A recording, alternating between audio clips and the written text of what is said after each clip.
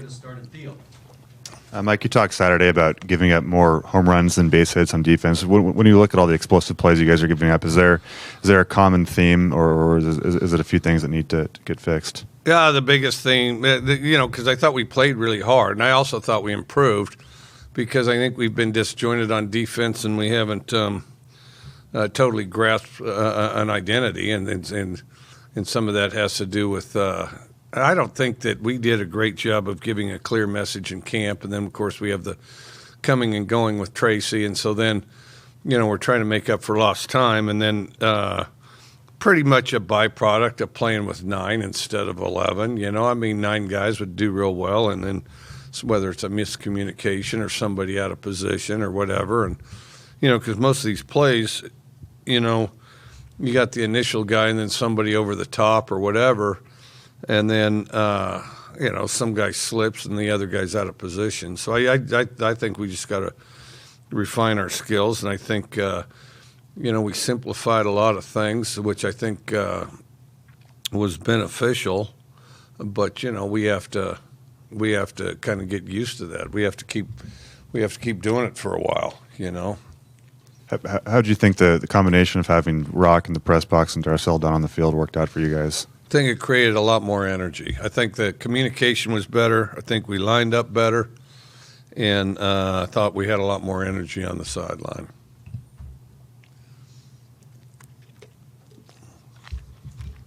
If you could give a grade to the secondary so far through 6 games, what grade would you give it?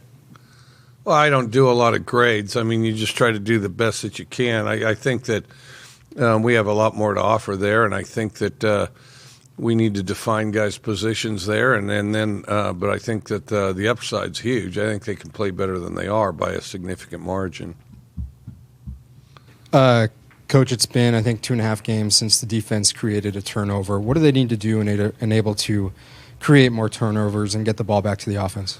They got to be around the ball. Run to the ball is the most important thing on turnovers. Single most important thing on turnovers is run to the ball, be around the ball. And, the better you sort out a play and the harder you run to the ball, the better your chances of getting a turnover. There's a certain amount of turnovers that are, deliberately stripped away or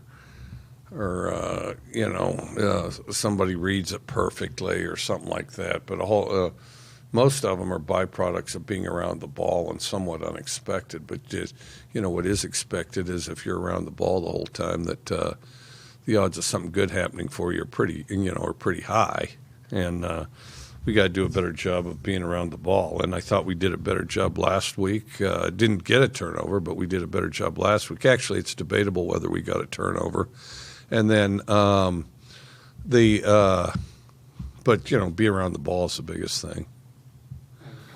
Team that turns the ball over quite a bit. I think their quarterback threw 4 interceptions this past week against Oregon. Is that something the defense can capitalize on? If we're around the ball, maybe it is. That's the biggest thing. We got to be around the ball. Got to run to the ball. Coach Dallas said after the game that he's seen a new fire with the defense the past couple of weeks. Dallas said after the game on Saturday that he's seen a new fire lit in the team over the past couple of weeks. Have you seen that as well? I think so. I think it started about midway through the bye week, because I thought we had good practices that week.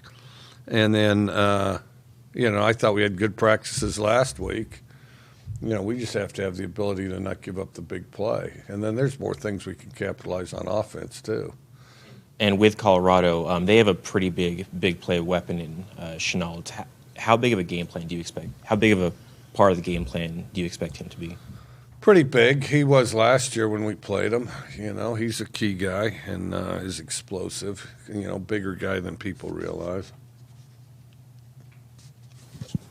You made some secondary changes, obviously, with Skylar Thomas and some Isom.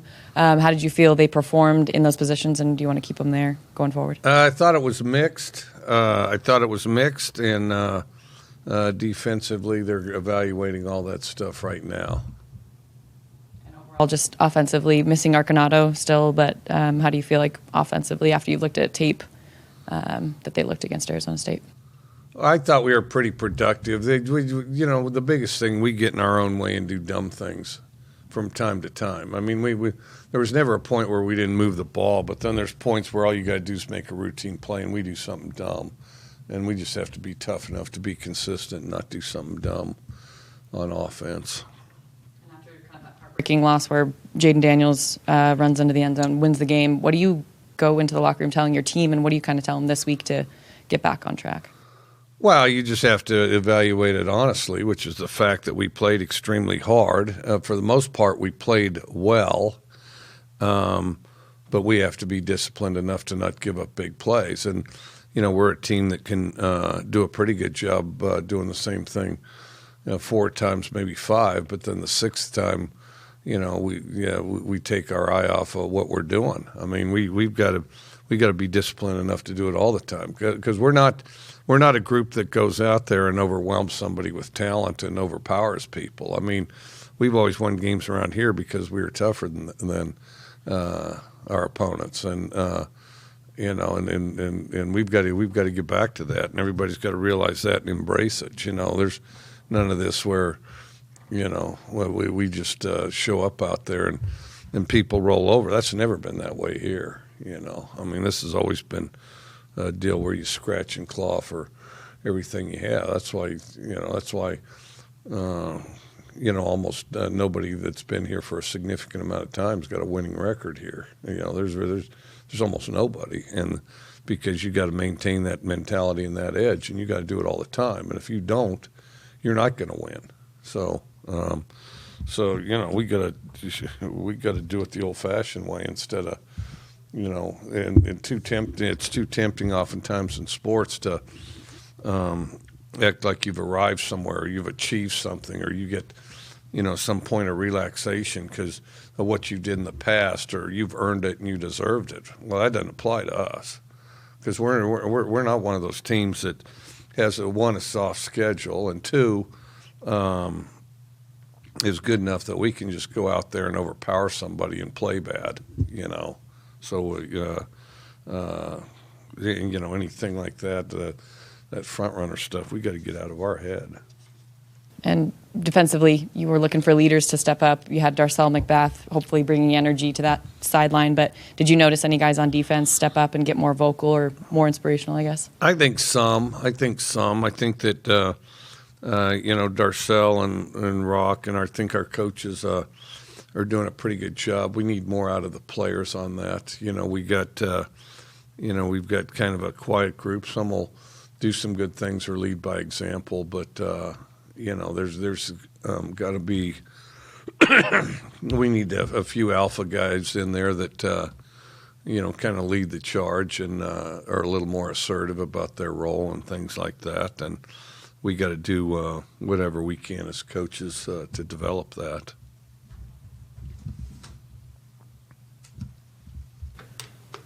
What's the biggest point of emphasis throughout this week of practice in stopping those big plays from the coaches?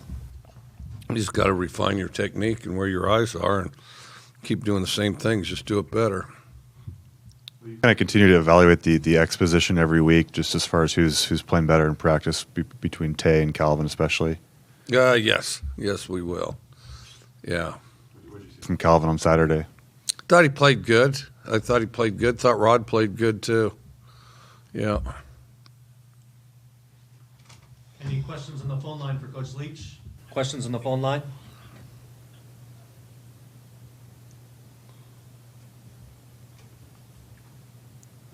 All right, that's it for them. All right, what else? Anything else in the room? Mike, I think it's been about 7 years since you imposed a social media ban.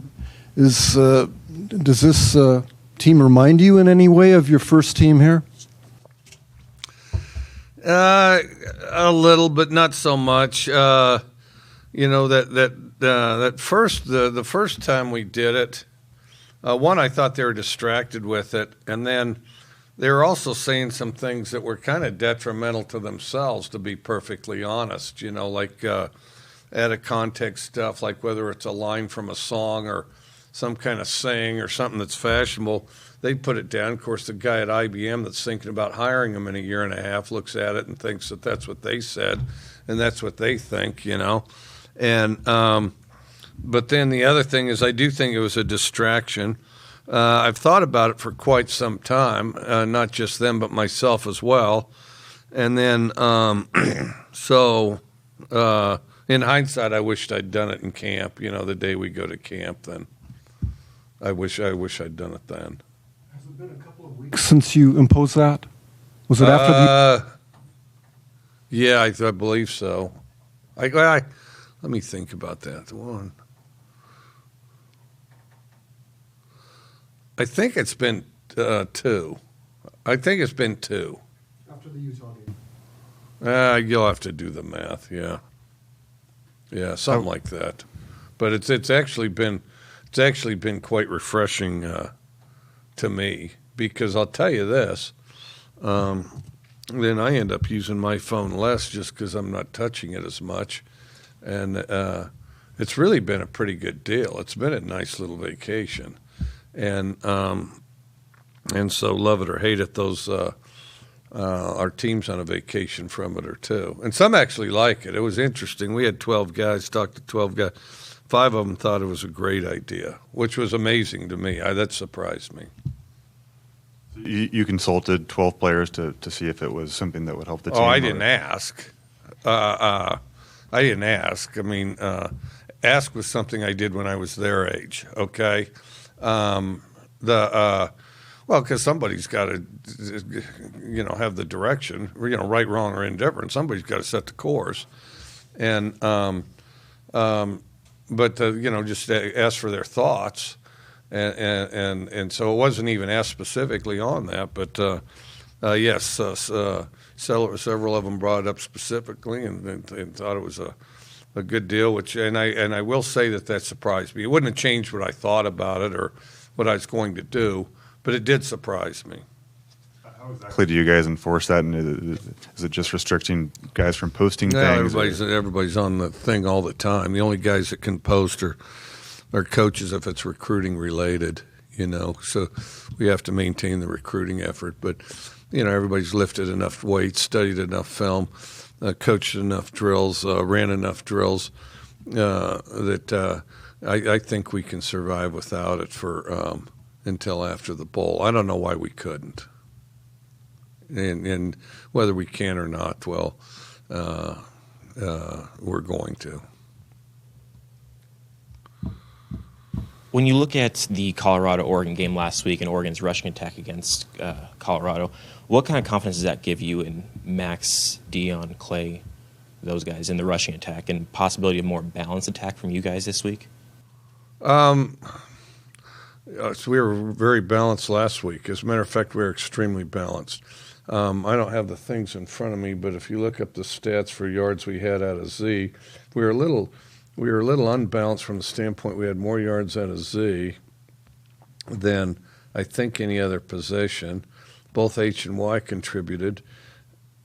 And then I'd have to look at it, but I think it went something like Z had the most yards on the table. Then second, I think, was probably F. And then some combination of third and fourth was the others. So balance has nothing to do with run or pass, and has to do with the distribution of the ball. So I thought we were quite balanced. I expect to be balanced again. Coach, what's it like just having HBO here for the week and a few more cameras following you around? It's kind of typical, Did the HBO walk had quite a few of those. So, yeah, and the HBO crowd, they're in better shape than some of the other media entities. Quite spry and quick on their feet, especially for city slickers. So I was impressed by that.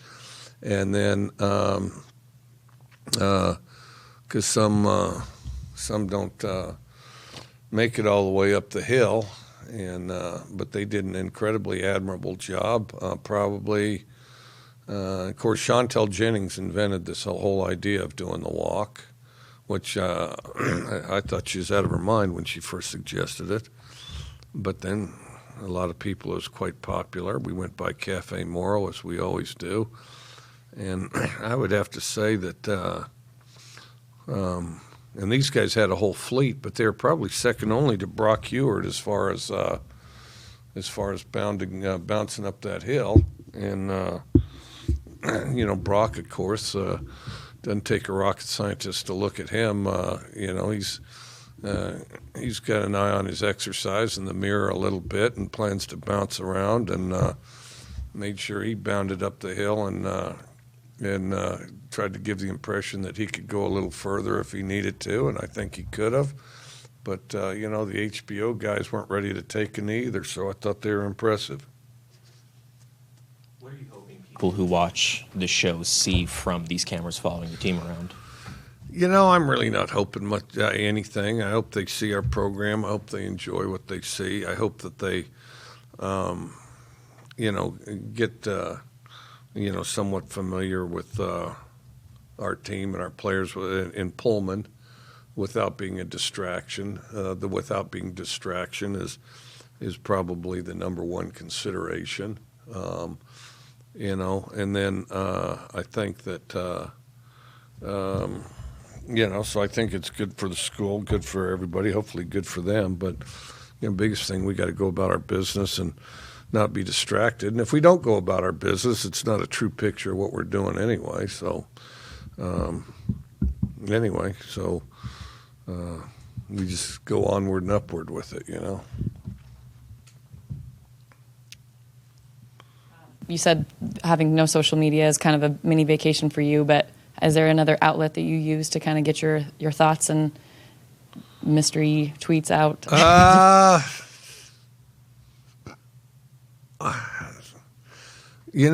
I've got, I kind of send them as they come a little bit, and I have a wide variety of folks with a wide variety of interests, so that's kind of aided this, certainly I've gotten more credit than I deserve for some of those tweets. And then it does amaze me how, what things will attract attention. Just some quick little saying or something will get a bunch of retweets. My favorite of all time was the dog walking in the bathroom, gets on two legs, pees in the urinal, flushes the toilet, and walks out the bathroom. That was my favorite one because that's a housebroken dog right there. And then, but it is amazing what catches and ignites there.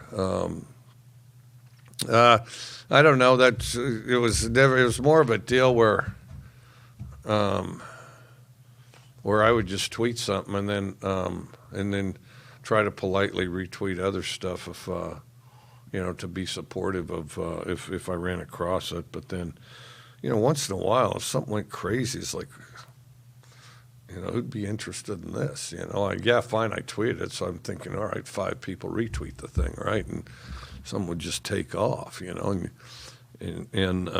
be honest with you, I did spend some time wondering what the hell are these people thinking, and no,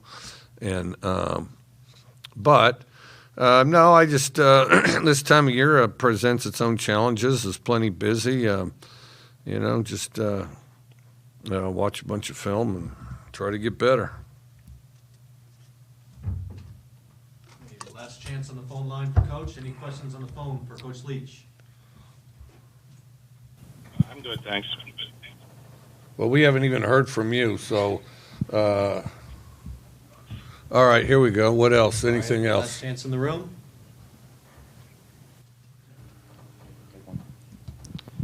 What is Mike Leach more likely to watch, Game of Thrones or Mike Leach on HBO? Oh, Game of Thrones for sure. I already know the story on Mike Leach on HBO.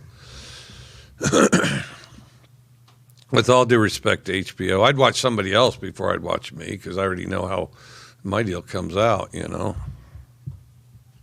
last one. Go ahead, Rob. All right, Coach, the fan question this week is, what advice do you have for someone who either doesn't like or doesn't get along with their in-laws? Oh, wow, that's a great question. I have some stories there. I'll tell you, it's funny.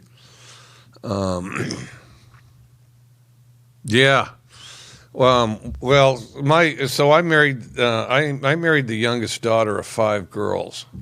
Okay, so you can kind of add that up. The youngest daughter of 5 girls from San Diego.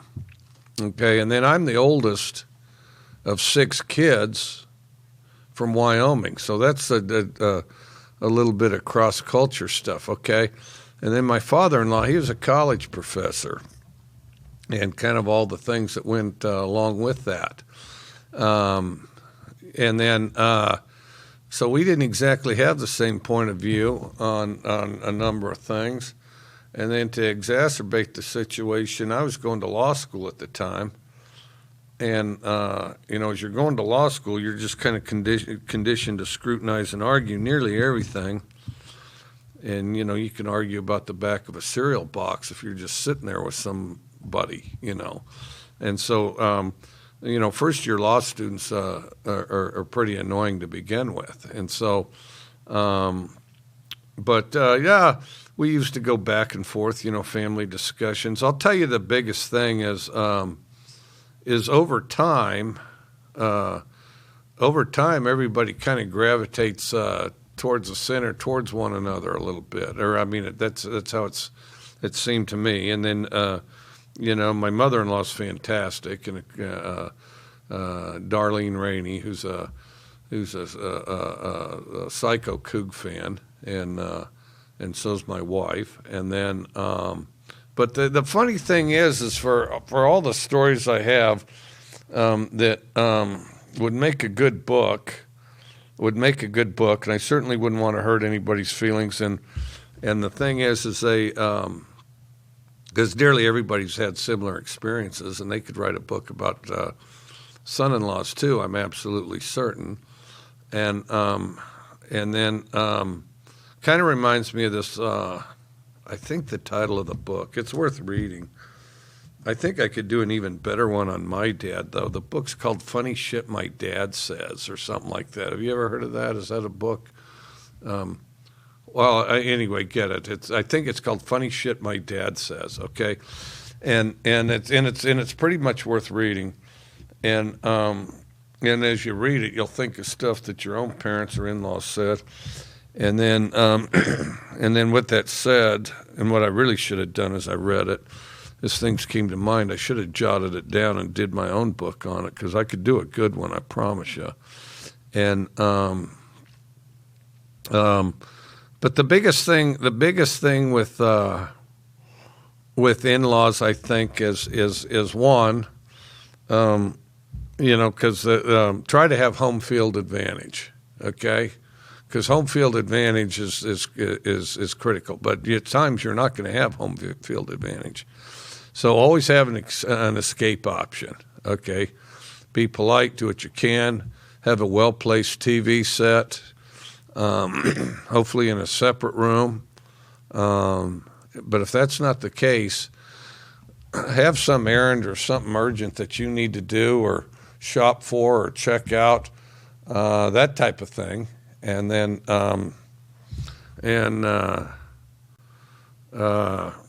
be set to do that, because there will be points where you just need a little peace and quiet and to clear your head and stuff like that.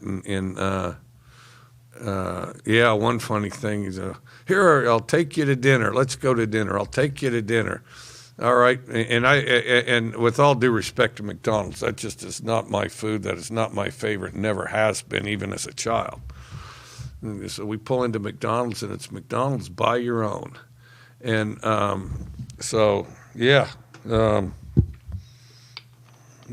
McDonald's buy your own. Only in Japan for me, because if you go to Japan, the food's a little rough, and then McDonald's is refreshing.